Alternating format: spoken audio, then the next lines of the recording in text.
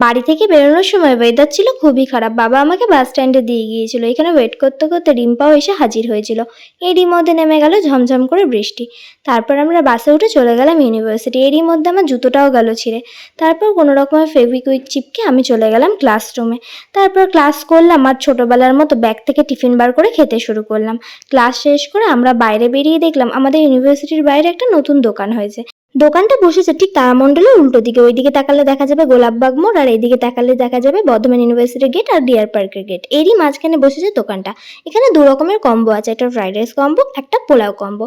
Fried রাইসের সাথে দেওয়া হচ্ছিল 2টো চিলি চিকেন, আর পোলাওয়ের সাথে দেওয়া হচ্ছিল 1 পিস চিকেন কষা। আমরা নিয়েছিলাম ফ্রাইড রাইসের কম্বোটা। কোয়ান্টিটি বেশ ভালোই ছিল, আর এখানে আনলিমিটেড রাইসও পাওয়া যাচ্ছিল। রাইসের মধ্যে সবজি, কাজু, কিশমিশ সবই ছিল। কিন্তু চিলি চিকেন আমরা যে ধরনের খেয়ে থাকি এটা একদমই সে ধরনের ছিল না, একদমই পাতলা ছিল। আমার যদিও চিলি চিকেনটা একদমই ভালো লাগেনি, রাইসটা ভালো ছিল। আজকের জন্য এইটুকু, টাটা, বাই বাই।